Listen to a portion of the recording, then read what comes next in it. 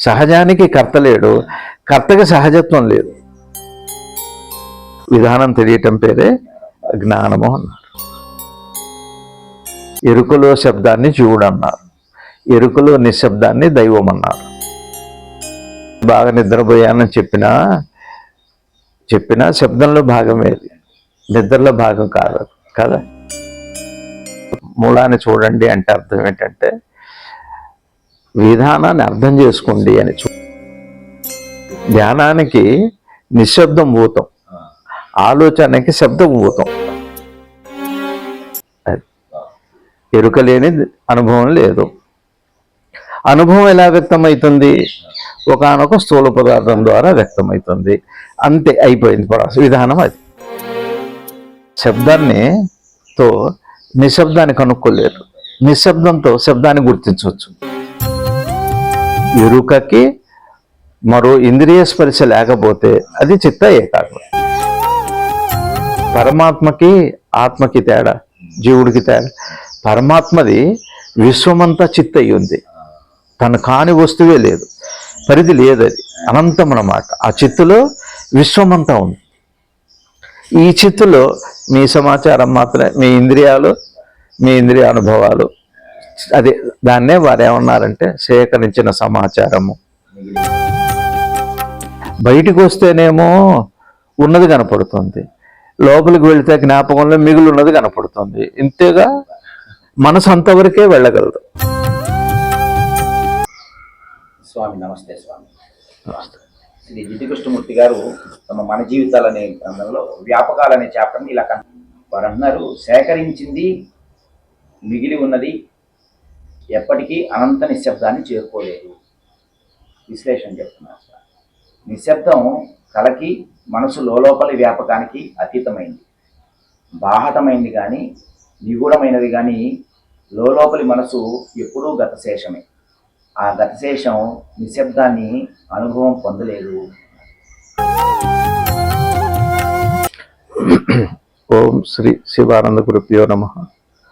శ్రీ ఆంజనేయ పరబ్రహ్మణే నమః. ఆత్మబంధువులు, ఆత్మస్వరూపులైన అందరికీ నమస్కారం. ఓం నమో భగవతే శ్రీ శివానందాయ. శ్రీ జిడ్డు కృష్ణమూర్తి గారి బోధనలని మనం విచారణ చేసి అర్థం చేసుకునే ప్రయత్నం చేద్దాం. సేకరించినది మిగిలి ఉన్నది అనంత నిశ్శబ్దాన్ని చేరుకోలేదు.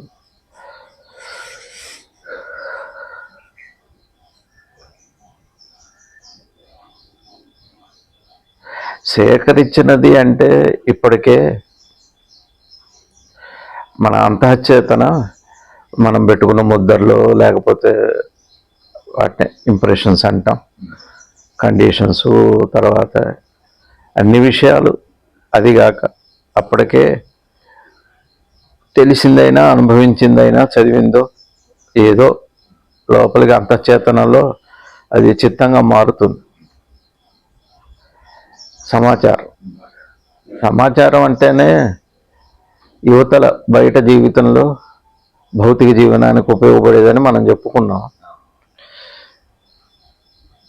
అలానే పోయినసారి చెప్పాను నేను, ఇంద్రియ శక్తి ఏదైనా సరే పంచేంద్రియాల ద్వారా ఒకసారి అనుభవంలోకి వచ్చింది, ఆ అనుభవాన్ని మళ్ళీ తిరిగి అది మార్చుకోలేదు. కానీ ఆ అనుభవంతో మళ్ళీ తిరిగి అది అనుభవించడానికి ఒక కోరిక ఏర్పడటానికో, ఏదో దానితో ఒక ఆకర్షణ ఏర్పడటానికో దాని ఉపయోగం అంత బాహ్య జీవనానికి ఉపయోగపడుతుంది అని గతమని అనుకోవచ్చు. మనం గతమంతా కూడా మనం వర్తమానంగా అనుకునే జీవిత అనుభవంలోకి ప్రవేశించి గతానుభవంగా మార్చుకోవటానికి అది ఉపయోగపడుతుంది.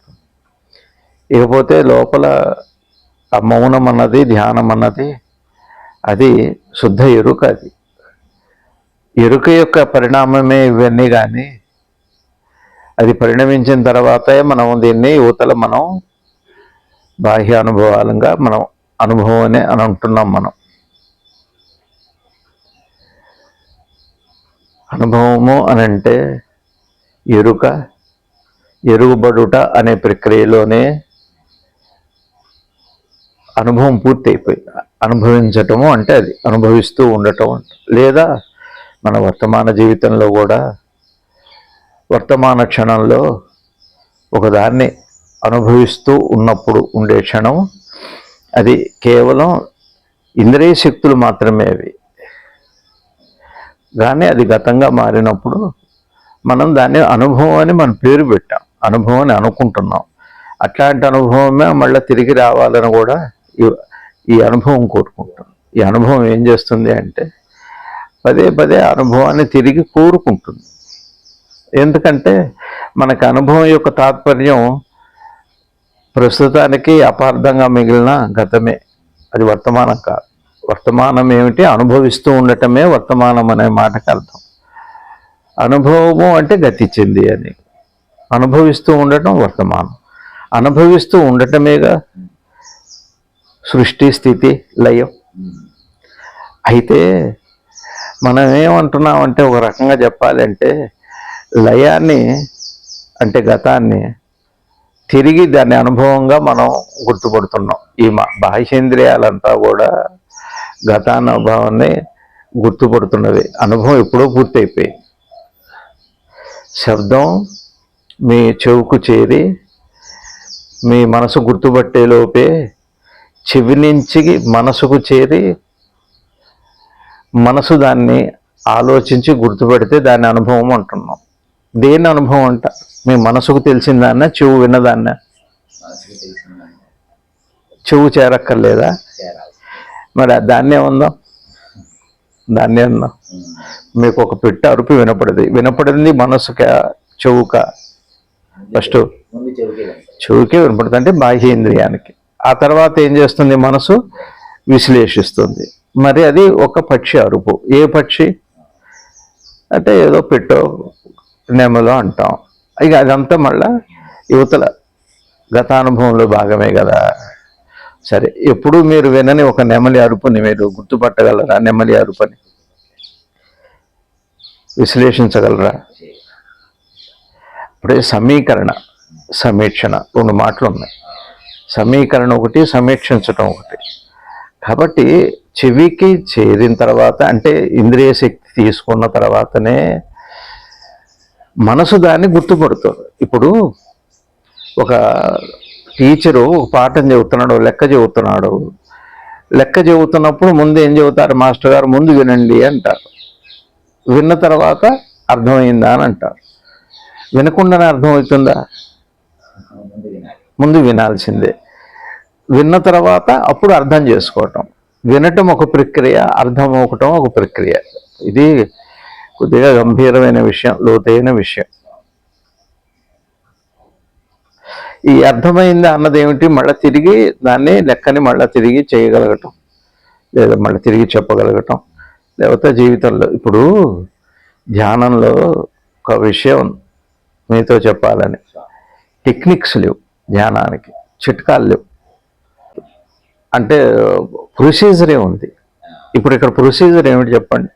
వినడం, విన్న తర్వాత దాన్ని అర్థం చేసుకోవటం, ఆ తర్వాత ఆచరణలోకి వెళ్ళిపోతుంది. ఆచరణ అంతా భౌతిక స్థాయిలో, ఆచరణ అంతా కూడా భౌతిక స్థాయిలో, గ్రహించటం అంతా కూడా మానసిక స్థాయిలో. మరి గ్రహించడానికి పూర్వం ఒకటి ఉంది. ఏంటి? చెవి, కన్ను, ముక్కు, చర్మము అని అంటున్నాం, ఇంద్రియ శక్తి. కానీ దానికి పూర్వం ఒకటి ఉంది, ఎరుక అని ఒకటి ఉంది. ఎరుక వస్తే కానీ ఇంద్రియ శక్తులు పనిచేయవు. పెర్సెప్షన్ అప్పుడు కదా. ఇంద్రియ శక్తి అంటేనే ఉన్నది ఉన్నట్టుగా గ్రహించటం. ఉన్నది ఉన్నట్టుగా గ్రహించిన తర్వాత ఉన్నదాన్ని విశ్లేషించి ఇది అని మనం పేరు పెట్టుకొని ముందుకు జరగటం. ఇదంతా క్రియ కదా. ఒకడు మనం కారపూస అంటున్నాం, శనగపిండి నీళ్లు కలిపి ముద్ద చేసి దాన్ని పరికరం ద్వారా దాన్ని చేసి ఆ తర్వాత అప్పుడు కారపూస అని పెట్టాం. శనగపిండి అన్నంగా. కారపూస శనగపిండే కానీ శనగపిండి కారపూస కాదు. కారపూసకి మూల పదార్థమైన శనగపిండికి ఉన్న తేడా ఉంది. అనుభవము అంటే మూలం ఏంటి చెప్పండి? అనుభవానికి మూలం. అందుకనే భగవాన్ రమణ మహర్షుల వారు మూలాన్ని చూడండి, మూలము అంటే ఏది మూల పదార్థం అది.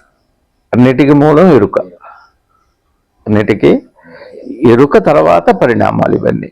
ఆ పరిణామంలో భాగాన్ని మనం ఏంటంటే చివరికి గత అనుభవాన్ని అనుభవము అంటున్నాం. గత అనుభవము అనుభవము అంటేనే గతం కాదా? కానీ మరి అనుభవం తయారయ్యే విధానం చూసామా ఎప్పుడన్నా?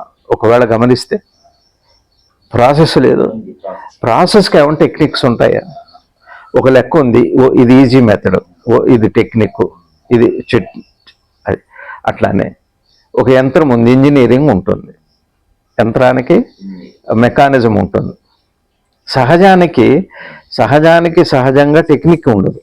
ఇప్పుడు మెలకువ స్థాయిలో టెక్నిక్స్ ఏం లేవు, నిద్ర స్థాయిలో టెక్నిక్స్ ఏం లేవు. అదే భౌతిక స్థాయిలో టెక్నిక్స్ ఉంటాయి. భౌతిక స్థాయిలో అంటే మానసిక స్థాయికి మార్చే బాహ్యేంద్రియానికి దానికి వైద్యం ఉంది, దానికి టెక్నిక్స్ ఉంటాయి కదా, దానికి ఇంజనీరింగ్ ఉంది. బాహ్యమైన భౌతిక స్థూల పదార్థానికి ఇంజనీరింగ్ ఉంది. ఇప్పుడు ఉదాహరణకి E=mc² అనే సూత్రంలో మ్యాటర్కి ఇవన్నీ వర్తిస్తాయి.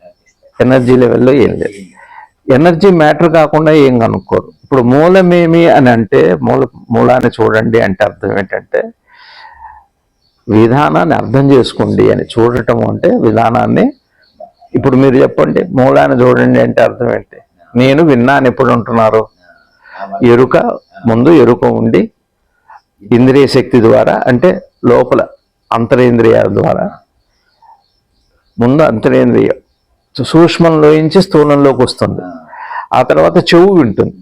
ఎరుక లేని చెవు ఎలా వింటుంది? మనసు లేకుండా చెవు వినపడుతుందా? అలా నిద్రపోతున్న వాడికి మనం ఏమైనా చెప్పగలమా? మనసు ఉండాలి. మరి మనసు అంటేనే మెలకువ రావటం కదా. ఎరుక రాకుండా మనసు ఉంటుందా? సరే, అసలు ఇక్కడ మూలం ఏంటి? మళ్ళీ జాగ్రత్తగా ఆలోచిస్తే మళ్ళీ దేహమే. ఎరుక అని అంటున్నా కానీ అయితే ఇది చివరిగా మిగిలిందే. కానీ ఇక్కడే వ్యక్తం తెలుసుకోవాల్సిన విషయం. ఈ ప్రాసెస్ని చూడటానికి ఇక్కడ బాగా అర్థం చేసుకుంటే కాదు. ఎరుకకి అనుభవానికి ఉన్న తేడా. ఎరుకకి అనుభవానికి, ఎరుక లేని అనుభవం లేదు. అనుభవం లేని ఎరుక ఉంది కదా. ఎరుకకి ఏ అనుభవం లేదు. ఎరుక అనుభవం కూడా కాదు. గతం అయితే, ఎరుక గతమే అయితే ఇంకేముంది? అయిపోయింది, అది లయం అయిపోయినట్టే. ఎరుకకి అనుభవం లేదు, ఎరుక అనుభవము కాదు అన్న విషయం మనకు తెలియదు. ఎరుక ఒకటి, అనుభవం ఒకటి కదా.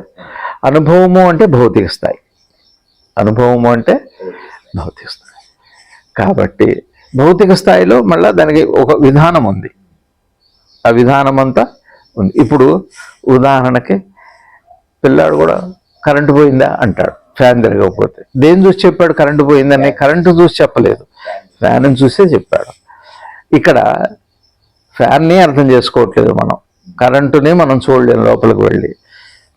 ఆ ఫ్యాన్ లోపల మెకానిజం కూడా మనకి తెలియదు, అది ఇంజనీర్కి తెలుస్తుంది. మనకి తెలిసిందల్లా పనిచేసే విధానం ఉంది. ఇంతే మూలం అంటే.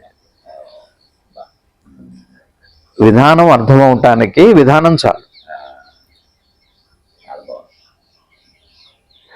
నేను ఎవరు అన్నది ఉందనుకోండి, నేను ఎవరు అనేది ఎవరు?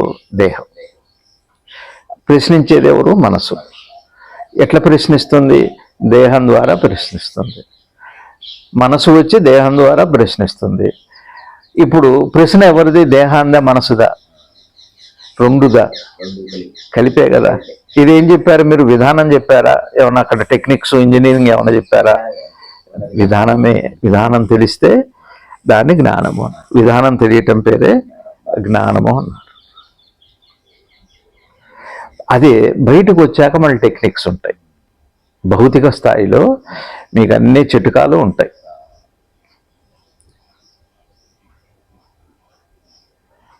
చైతన్య స్థాయిలో, ఎరుక స్థాయికి వెళ్ళాక ఇక చిట్కాలు ఏవి పనిచేయవు కాదు. లేదు, నీకు కనపడితే కదా. కరెంటు నేను రిపేర్ చేస్తాం, మనకి రిపేర్ వచ్చింది అంటంలోనే బయటది అని కదా. అంటే మూలాన్ని చూడండి అని అంటే అర్థం ఏంటంటే నువ్వు ఏ క్షేత్రస్థాయిలో దాన్ని గుర్తుపడుతున్నావు, ఆ సూక్ష్మ వస్తువుని స్థూల స్థాయిలో ఏ క్షేత్రస్థాయిలో గుర్తుపడుతున్నావు, అదే మూలము అంటే అది ఎరుక లేని అనుభవం లేదు. అనుభవం ఎలా వ్యక్తమవుతుంది? ఒకానొక స్థూల పదార్థం ద్వారా వ్యక్తమవుతుంది. అంతే, అయిపోయింది ప్రాసెస్. విధానం అది. ఇక్కడ విధానం అయిపోయింది. ఇక తెలియటం అర్థమైందా?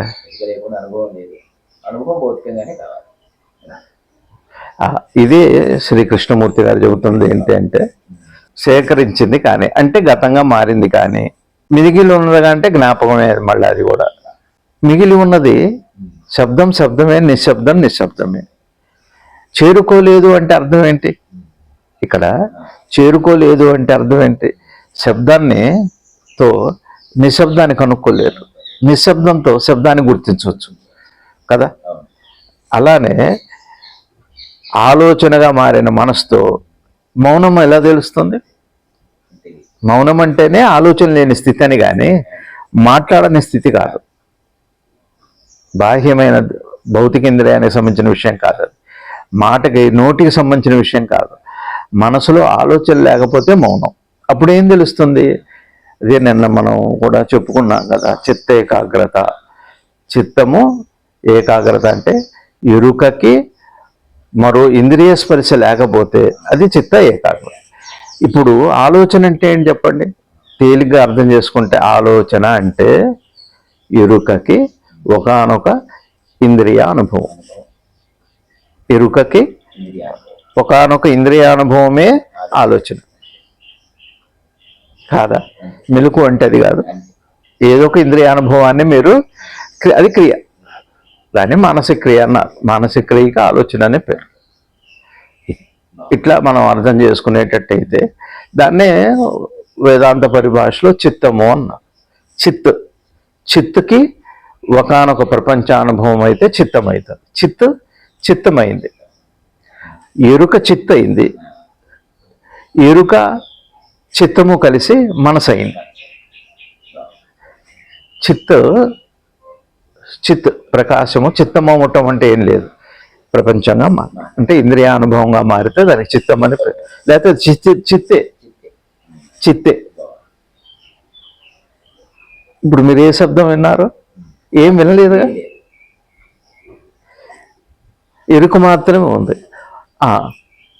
అదిగోండి ఏదో గుయ్యం అనే శబ్దం వస్తుంది, ఫ్యాన్ శబ్దం అని ఉంటున్నా, అది చిత్తం. చూసారా? కనపడింది, వినపడింది. కనపడింది అంటంలో ఈ కన్నుకి ఏదో మళ్ళీ దృశ్యంతో అనుభవం అయ్యింది. కన్నుకి ఏ దృశ్యం లేదు అనుకోండి, ఏం కనపడుతుంది ఏంటి? చిత్తం అంటే అర్థమైంది. ఎరుకకి ఒకానొక ఇంద్రియానుభవం చేరితే మెలకువనండి, చిత్తం అనండి, జాగృత అవస్థ అనండి. ఎందుకో చిత్ర ప్రక్రియనే జాగృత అవస్థ అన్న, చిత్ర ప్రక్రియనే స్వప్నావస్థ అన్న, చిత్త ప్రక్రియనే స్వప్నావస్థ అన్న, సుషుప్త అవస్థ. అక్కడ ఏంటి? అక్కడ వేరే ఇంద్రియ అనుభవాలు ఉండవు. ఇంద్రియాల యొక్క అనుభవం ఏమీ ఉండదు. మరి నిద్రలో, గాఢ నిద్రలో ఇంద్రియ అనుభవాలు ఏమున్నాయి? ఇంద్రియాలు లేవుగా.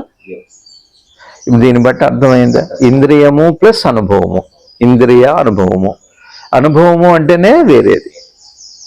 ఇంద్రియాల అనుభవము అంటే అదే చిత్తం. అంటే ఇంద్రియానుభవాన్నే చిత్తము అంటాం. ఒకవేళ ఇంద్రియాన్ని ఏమంటారు? చిత్ అంటాం. ఇంద్రియము చిత్తే. ఒక చంటి పిల్లవాడు మీరు చూడండి, ఒక స్కూటర్ మీద తీసుకువెళ్తుంటే అలా చూస్తుంటాడు, గ్రహించేటప్పుడు చూస్తుంటాడు. చిత్తే, అది చిత్ ప్రకాశం. అందుకనే ఇక్కడ ఒకటి, పరమాత్మకి ఆత్మకి తేడా, జీవుడికి తేడా. పరమాత్మది విశ్వమంతా చిత్ అయి ఉంది, తను కాని వస్తువే లేదు, పరిధి లేదు, అది అనంతం అన్నమాట. ఆ చిత్తులో విశ్వమంతా ఉంది. ఈ చిత్తులో మీ సమాచారం మాత్రమే, మీ ఇంద్రియాలు, మీ ఇంద్రియ అనుభవాలు. పరమాత్మకి ఆత్మకి తేడా, జీవుడికి తేడా. పరమాత్మది విశ్వమంతా చిత్ అయి ఉంది. తను కాని వస్తువే లేదు, పరిధి లేదు, అది అనంతం అన్నమాట. ఆ చిత్తులో విశ్వమంతా ఉంది. ఈ చిత్తులో మీ సమాచారం మాత్రమే, మీ ఇంద్రియాలు, మీ ఇంద్రియ అనుభవాలు, అదే దాన్నే వారు ఏమన్నారంటే సేకరించిన సమాచారము మిగిలి ఉన్నది. అదేగా మిగిలి ఉండేది, సమాచారం మిగిలి ఉంటుందిగా. మిగిలి ఉన్నది అంటే మిగిలి ఉన్నది అనే మాట ఎందుకు వాడారు అక్కడ అంటే, మనకి ఇప్పుడు మీరున్నారు, మీ గురించి ఏమన్నా 4 మాటలు చెప్పండి అన్నా అంటే, నాకు భార్య అండి, 2 పిల్లలు ఉన్నారండి, పాప పెళ్ళి అయింది, బాబుకి అవుతుంది, ఇక్కడ ఉన్నాడు, అక్కడ. ఇది ఎంత మీరు మిగిలి ఉన్నది చెబుతున్నారు. ఇప్పుడు లేదుగా, మిగిలిపోయిన సమాచారం. అందుకనే ఇంగ్లీష్లో వాట్సాప్ అంటారు, తెలుగులో ఇంకేంటి కబుర్లు అంట. ఇంకా ఏమిటి అంటే మిగిలిపోయి ఉన్నది, ఇంకేమైనా ఉన్నాయా, సశేషము, ఇంకా మిగిలి ఉంది అని, శేషము మిగిలింది అని. ఇప్పుడు ఒక్కసారే మీ చిత్తము ఒక్కసారి సమాచారాన్ని ఒకసారి ప్రకటించలేదు. అదే అర్జునుడికి పరమాత్మ విశ్వరూపాన్ని చూడు, నువ్వేం చూస్తావో అంతా ఉంది, ఒక్కసారి అనంతంగా ఉంది. ఆ చిత్తంలో విశ్వమే ఉంది. మన చిత్తంలో మిగిలింది కొంత. ఇప్పుడు అనుభవంలో మీరు వ్యక్తమయ్యేది కొంత, సంచిత ప్రారంభ ఆగామి కర్మల్లాగానే. ఇప్పుడు మీరు ఒక సంచిలో సరుకులు తీసుకొస్తుంటే పైవి కనపడతాయి, అడుగునే ఉందో తెలియదు. పిల్లలు కూడా చూడండి, మీరు ఏదైనా ఊరి నుంచి రాగానే బ్యాగులో నుంచి అడుగు దాకా చూస్తాడు, ఇంకేమైనా మిగిలి ఉన్నాయా అని. మిగిలినవి అంటే ఇప్పటికీ మీకు వ్యక్తమే కాక. అట్లనే మన ఎప్పుడు కూడా మన మనసు ఒక, ఇప్పుడు చూడండి, సముద్రంలో అవతలది విశాలం అంటాం, లోతుని గంభీరత అంటాం. కనపడుతున్నది కాదు, కనపడింది ఒకటి, అది మిగిలి ఉన్నది అని, ఆకాశంలాగా. అలానే ఇప్పుడు మన మనసు కూడా, ఇప్పుడు నేను చెబుతున్నా, ఇంకేం చెప్పదలుచుకున్నాను అది మిగిలి ఉంటుంది. అదే ఇట్లా ఈ మిగిలింది తగిలింది కలిపే మనసు అంటే. మిగిలింది కనపడింది.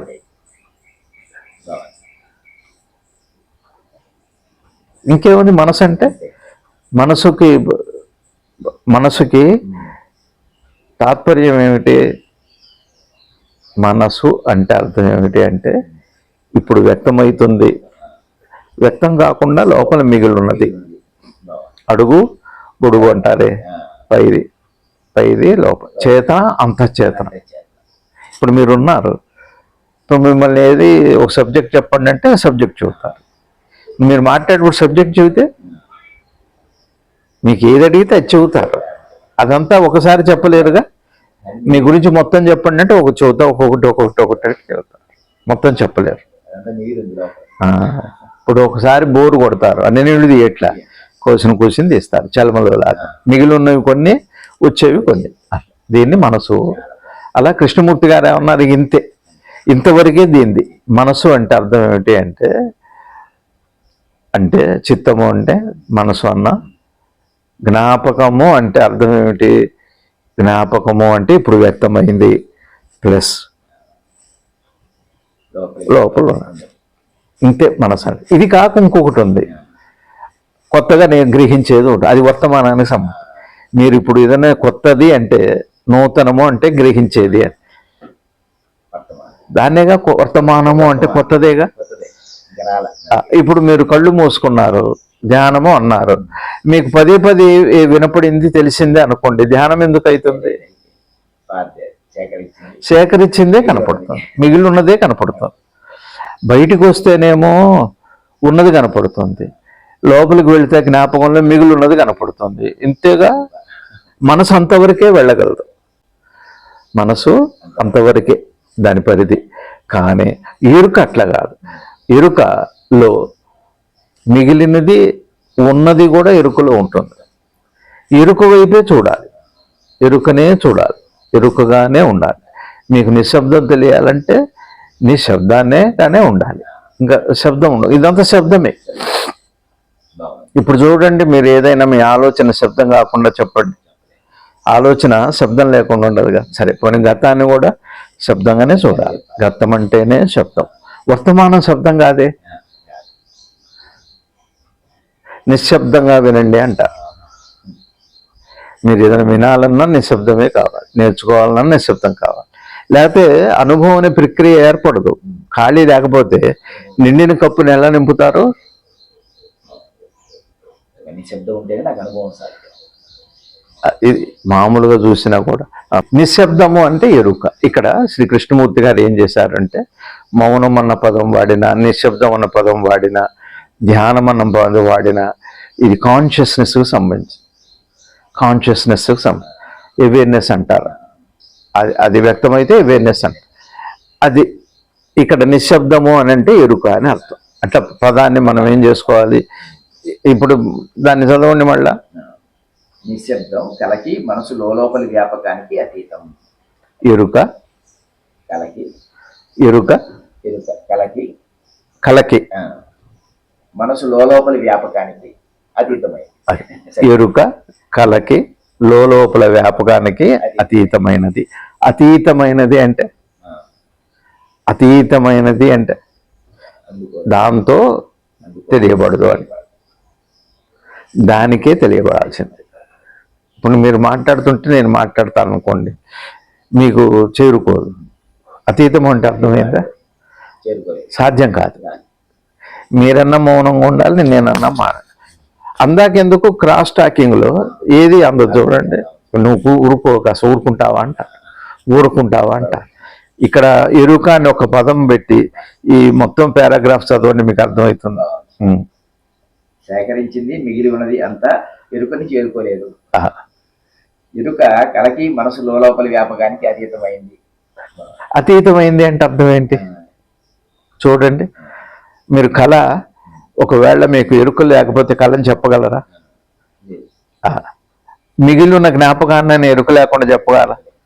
అతీతము అంటే అర్థం ఏంటంటే ఇవి ఉండగానే అది విడిగానే ఉంటుంది. ఎట్లా తామరాకు మీద నీటి పొట్టు, తామరాకులో నీటి పొట్టు ఇంకిపోదు, అట్లా ఉండిపోతుంది. అతీతమైంది అది ఉంటుంది కానీ కలవదు. అతీతము అంటే అది ఎరుక కళకి ఉన్నదానికంటే జ్ఞాపకాలకి అతీతమైనది. మీకు అతీతమైంది అంటే అర్థం ఏంటి? అది లేకుండగా ఈ రెండూ లేవు. ఎరుక లేకుండగా కళ ఉండదు, జ్ఞాపకము ఉండదు. జ్ఞాపకానికి కళకి చాలా తేడా ఉంది రేవు గారు. జ్ఞాపకానికి కళకి చాలా తేడా ఉంది. ఇప్పుడు కళ కూడా జ్ఞాపకమే, కళ కూడా జ్ఞాపకమే. కానీ కళలో మీరుంటారు. ఇప్పుడు జ్ఞాపకం మీలో ఉంటుంది, కళలో మీ జ్ఞాపకాలని మీరు ఉండి చూస్తారు. ఇక్కడ ఇప్పుడు జ్ఞాపకాలు మీలో ఉంటాయి. అది ఒకటి. అతీతము అంటే మీరు ఇంకా ఇంకోటి కూడా చెప్పచ్చు, నిద్రకు కూడా ఎరుక అతీతమే. త్రివిధావస్థలకి ఎరుక అతీతమే. ఎరుకకి సుషుప్తి అతీతమే, స్వప్నం కూడా అతీతమే. అతీతమే అంటే అర్థం ఏంటి? అతీతమే అంటే మీకు స్వప్నము అని విడిగా ఎరుక లేకపోతే మీరు పొద్దున్నే ఏం చెబుతారు? అందుకని పొద్దున్నే చాలా చూడండి, చాలా మందిని అడిగితే మీకు రాత్రి ఏం కాలు వచ్చిందంటే గుర్తు లేదంట, ఎరుక లేదు.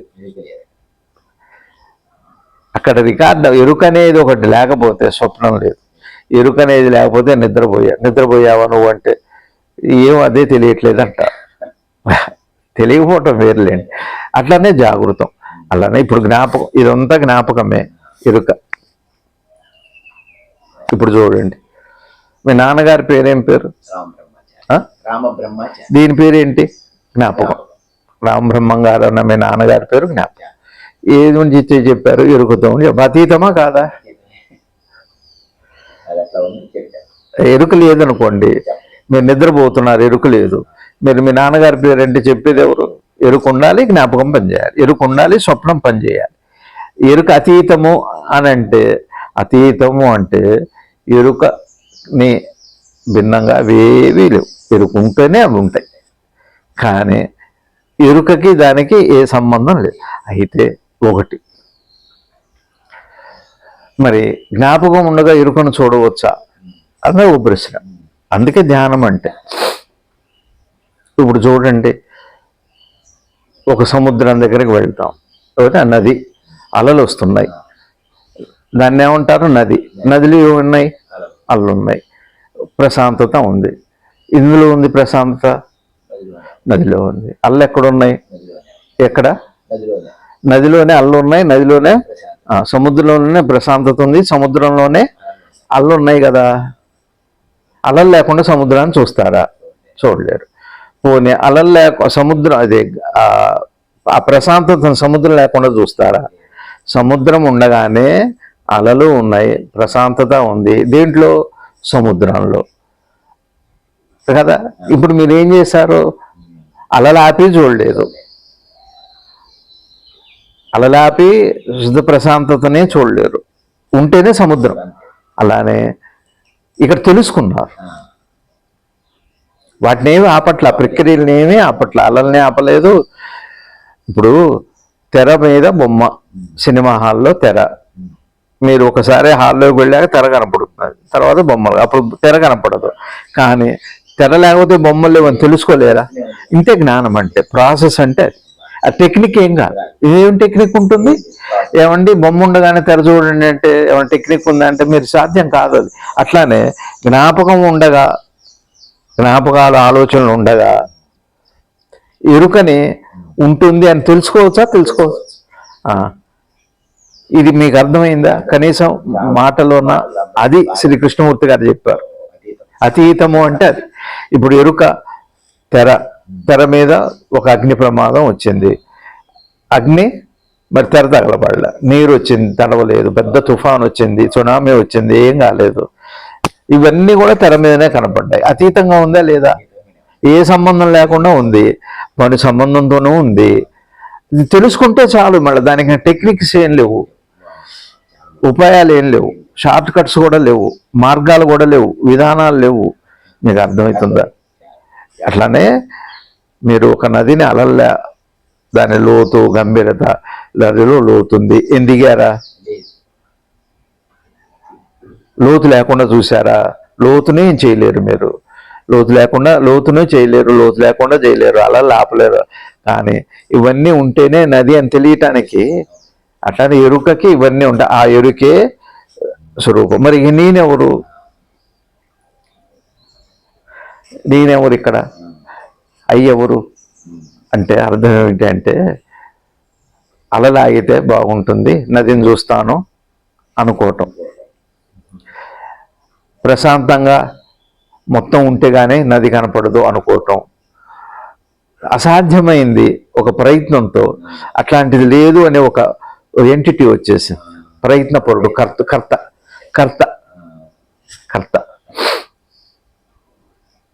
మీకు అర్థమవుతా? కర్త బాహ్య జీవనంలో ఉంటుంది కానీ సహజంలో కర్త లేడు. సహజానికి కర్త లేడు. కానీ భౌతిక జీవనంలో ఒక కర్త ఉండవచ్చు, భావనలో. అంత తప్పితే కానీ ఇక్కడ కర్త లేడు. రవి గారు, ఇప్పుడు నదిలో అలలు ఉన్నాయి, ప్రశాంతత ఉంది, గంభీరత ఉంది. అలలు లేకుండా నది చూడలేరు కదా. నదిలోనే ఇవన్నీ ఉంటాయని తెలిస్తే సరిపోయిందా? అలా కాకుండా అలలు ఆపేసి, ప్రశాంత ఆపేసి, లోతు ఆపేసి, నీళ్లు లేకుండా అలా కనపడదు, అలా లేకుండా నీళ్లు కనపడవు, అలా కనపడదు కదా అని తెలిస్తే అక్కడ మీ కర్తృత్వం ఏముంది? కర్త అంటే అర్థం ఏమిటంటే, అలలు తీసేసి, గంభీరత తీసేసి, నీళ్ళని తీసేసి, దాని కదలికని తీసేసి, దాని స్వరూప స్వభావాలని మార్చేసి, అటువంటి ప్రక్రియ సహజానికి. ఇప్పుడు మీరున్నారు, గాలి ఆడట్లేదు, మీ దగ్గర మీకు శ్వాస ఆక్సిజన్ అందేట్టు మీరు చేసే ఆ లోపల సహజ ప్రక్రియ. ఆక్సిజన్ని నేనేం చేయలేను, ఆక్సిజన్ జోలికి నేను వెళ్ళలేను. అక్కడ కర్త లేడు. ఆ కర్తృత్వం లేదు అని తెలియటమే ఇదంతా. అతీతం అనే మాటకు చాలా అర్థం ఉంది. స్వప్నానికి, అది మిగిలిన దానికి కూడా అతీతము అని అంటే అర్థం ఏమిటంటే, ఇక కర్త ఉండడు అక్కడ.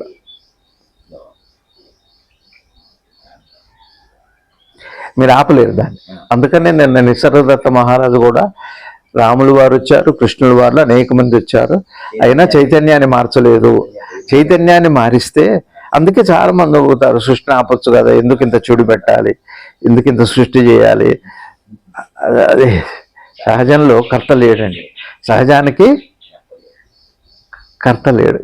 తల్లి బిడ్డ పుట్టంగానే గాలి తీసుకుంటాడు, అది ఎవరు అందించలేరు. ఒకవేళ ఆర్టిఫిషియల్గా పెట్టారంటే మరి ఏమో చెప్పలేము. కర్త లేడండి, సహజానికి కర్త లేడు, కర్తకి సహజత్వం లేదు. ఈ సత్యం తెలియాలి మరి. కర్తకి సహజత్వం లేదు, సహజత్వానికి కర్త ఏం లేడు. పంచభూతాలు చూసినా అర్థమవుతాం.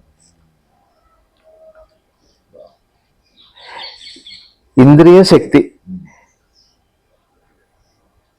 శక్తి వినపడే శక్తి ఒకటి ఉంది, దాన్ని మీరేం చేయలేరు.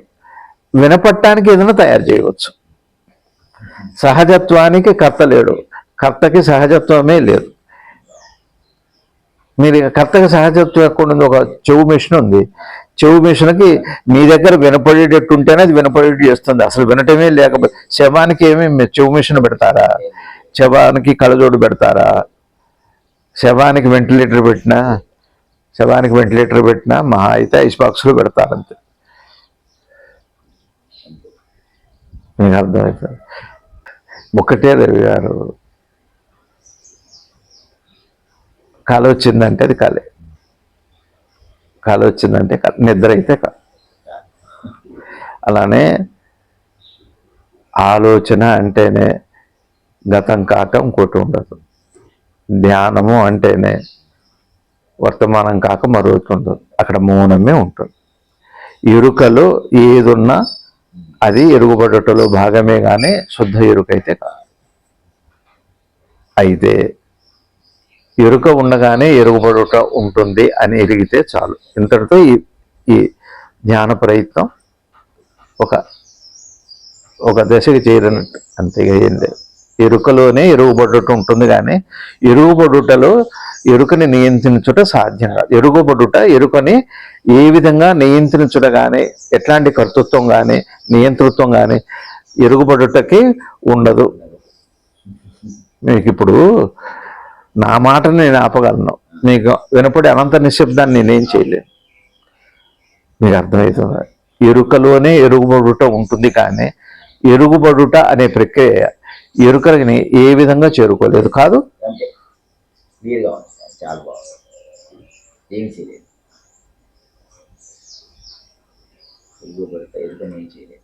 ఇప్పుడు నిశ్శబ్దం ఏమిటో తెలియాలంటే ఒక శబ్దం చేసి చూడాలా? నిశ్శబ్దం ఏమిటో తెలియాలంటే ఒక శబ్దం చేసి తెలుసుకోవాలా? ఈ క్షణానికి ఇప్పుడు నిశ్శబ్దం లేదా? శబ్దం చేసి నిశ్శబ్దాన్ని చూడాలనుకోవటం అది శబ్దమే.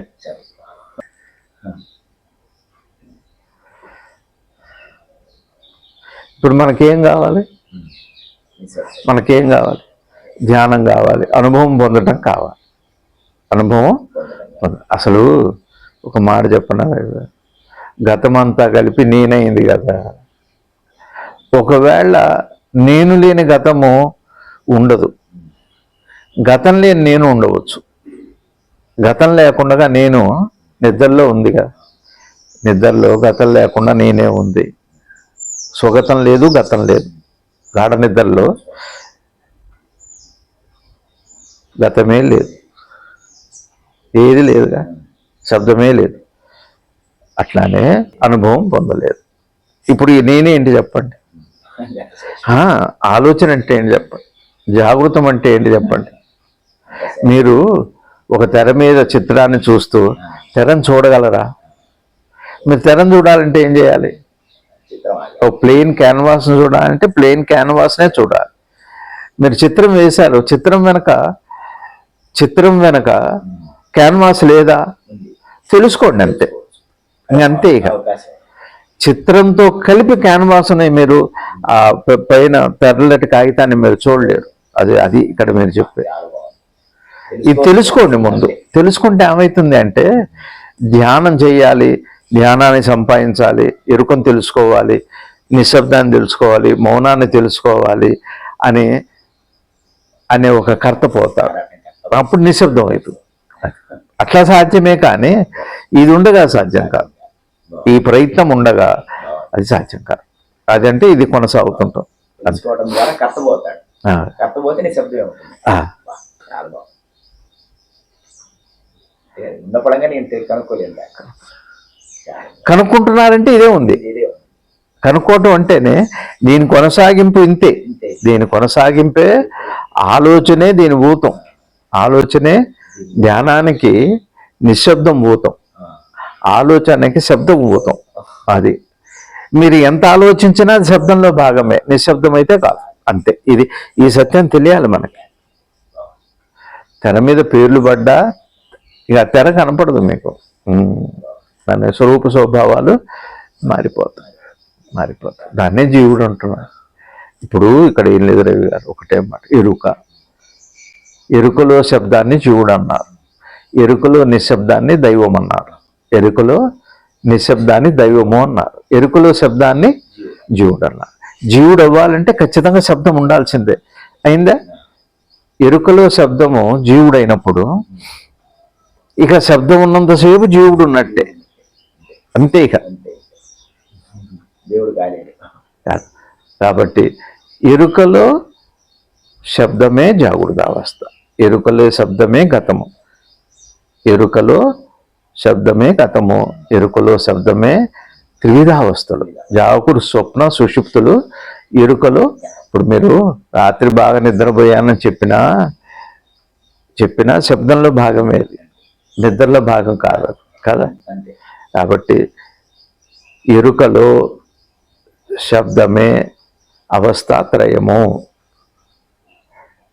అవస్థాత్రయం. ఒకవేళ అది ధ్యానమే అయినా, మౌనమే అయినా, నిశ్శబ్దమే అయినా, శబ్దంలో భాగమే అయితే అది శబ్దంలో భాగమే, శబ్దమే అవుతుంది, నిశ్శబ్దం అయితే కాదు కదా. కాబట్టి ఎరుకలో ఇందాక నేను చెప్పినట్టుగా ఎరుకలో ప్రపంచ స్పృహ ఉంటే చిత్తము అన్నాం. ఎరుకలో చిత్రమే చిత్తము, ఎరుకలో చిత్రమే చిత్తము. ఎరుకలో జ్ఞాపకమే అవస్థ అన్నదా, జాగృత అవస్థ. జీవనము అంటే ఏం చెప్పండి? జీవనం అంటే ఏంటి? ఎరుకలో ఒక అవస్థే కదా, ఎరుకలో గతమే కదా. ఎరుకలో గతం కదా జీవనం. ఎరుకలోని శబ్దమే జీవనము, ఎరుకలోని శబ్దమే జీవనం అంటేనే అది. ఎరుకలోని నిశ్శబ్దమే ధ్యానము. ఇంతే. ఈ డిఫరెన్స్ బాగా తెలియాలి. ఎరుకలో శబ్దము అది ఏ స్థాయిలో ఉన్నా అది జీవనంలో భాగమే, శబ్దంలో భాగమే. జీవన వ్యాపారం, మనో వ్యాపారం. ఎరుకలోని శబ్దము మనో వ్యాపారమే, ఎరుకలోని నిశ్శబ్దము ధ్యాన అవస్థ, ధ్యాన స్థితి. అది ధ్యానము అంటే శుద్ధ ఎరుక, ఇంకే స్పర్శ లేదు అక్కడ. అది ఎట్లా సాధ్యము అన్నాను. ఇప్పుడు నేనేమంటున్నా, ఆ ఎరుక నాకు ఎలా సాధ్యమో అంటే అన్నటప్పుడు ఏం కనపడుతున్నాయి మీకు? నా శబ్దం కనపడుతుంది, నా శబ్దమేగా కనపడుతుంది, గతమేగా కనపడుతుంది, అంతే. ఇంతే గుర్తుపట్టాలి. శ్రీ జిడ్డు కృష్ణమూర్తి గారి పాదాలకి ప్రణమిలుతూ ఓం నమో భగవతే శ్రీ శివానందాయ. భారత్ మాతాకు